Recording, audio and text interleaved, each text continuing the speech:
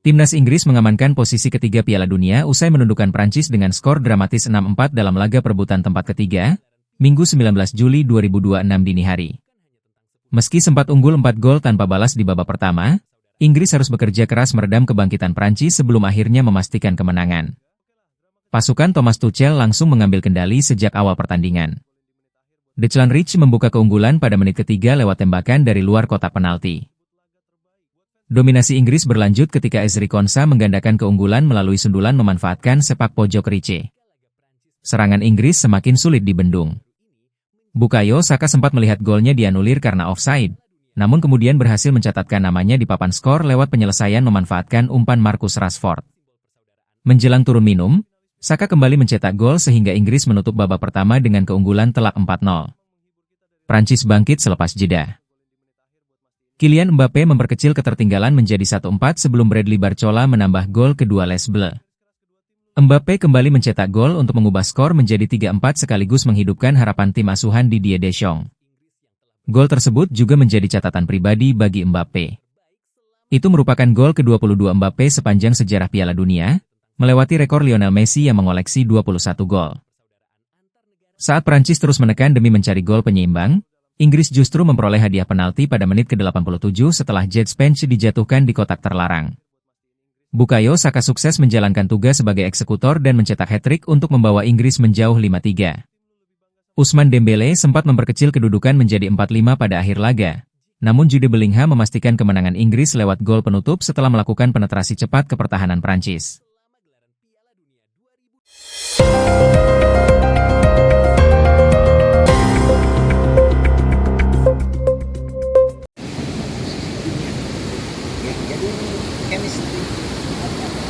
Badan Pengelola Maros Pangkep UNESCO Global Geopark, MPUGIP, melaksanakan prarevalidasi status warisan dunia UNESCO selama 3 hari mulai 15 sampai dengan 17 Juli 2026. Prarevalidasi tersebut dilakukan sebelum revalidasi pada tanggal 27 sampai dengan 31 Juli 2026 mendatang. Penyelenggara dari prarevalidasi ialah Bappenas RI yang menghadirkan Dewan Pengarah Komite Nasional Geopark Indonesia, KNGI, Safri Burhanuddin. Turut hadir pejabat Kemenkop UKM, Kementerian Bappenas RI, Kementerian ATR BPR, Balai Pelestarian Kebudayaan, dan Balai Bahasa Sulawesi Selatan. Tercatat, pada hari pertama, site yang dikunjungi di Maros yaitu Geosite Ramang-Ramang, Taman Arkeologi Leang-Leang, Biosite Hutan Primer Karaenta, Geosite Taman Wisata Bantimurung, dan Sanktuari Kupu-Kupu Taman Nasional Bantimurung Bulu Saraung.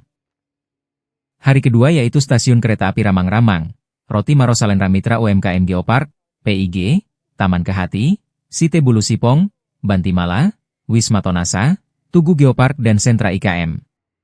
Terdapat beberapa masukan kepada badan pengelola dan pemangku kepentingan secara langsung di site-site yang dikunjungi, ucap Safri, berdasarkan keterangan yang diterima Kamis 16 Juli. Sebagai asesor nasional, ia juga berbagi pengalaman bagaimana model asesmen yang dilakukan untuk revalidasi terhadap Geopark.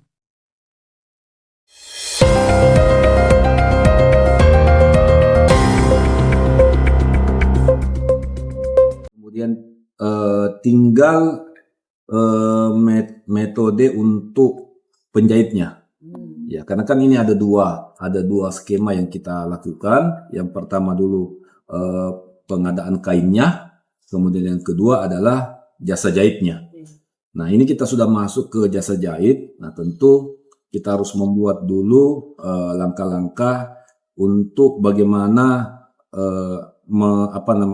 merangkul semua para penjahit, ya, para penjahit yang masuk di dalam UMKM, ya. Tapi tentunya kalau kita bicara penjahit di Makassar kan harus ada regulasinya yang untuk mengikuti pengadaan barang dan jasa. Tidak berarti bahwa semua tetapi tanpa memiliki syarat. Ini tentu harus kita tunduk kepada regulasi terkait mengenai pengadaan barang dan jasa. Ya, tentu ada NIB-nya, ya. Kemudian KBNI-nya harus sesuai, kan seperti itu.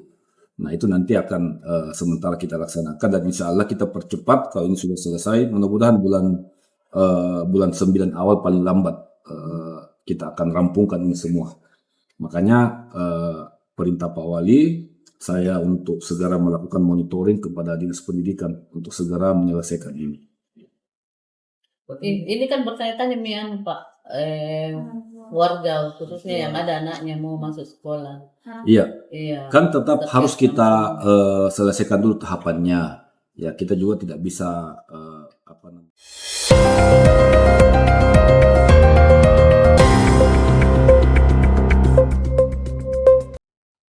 Dinas Kependudukan dan Pencatatan Sipil, Disdukcapil, Kabupaten Jeneponto terus mempermudah akses pelayanan administrasi kependudukan bagi masyarakat.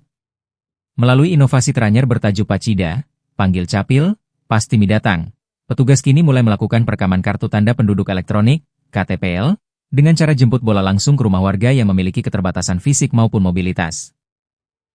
Pelayanan perdana program kemanusiaan ini resmi diluncurkan Dinas Dukcapil di lingkungan Patontongang, Kelurahan Biringkasi, Kecamatan Binamu pada Jumat 17 Juli. Dalam program ini, petugas menyasar seorang nenek lansia berusia 85 tahun bernama Lindra Daengcora, yang kondisinya tidak memungkinkan untuk datang langsung ke kantor Disdukcapil. Aksi jemput bola ini dipimpin langsung oleh Kepala Disdukcapil Jeneponto, Mustaufik, dengan didampingi Kepala Bidang Informasi Data Kependudukan, Ahmad Ali, beserta tim teknis perekaman. Mustaufik menegaskan bahwa langkah ini merupakan komitmen nyata untuk menjamin hak dokumen kependudukan bagi seluruh warga negara, tanpa terkecuali kelompok rentan seperti lansia dan penyandang disabilitas. Melalui Pacida, kami ingin memastikan pelayanan administrasi kependudukan semakin dekat dengan masyarakat.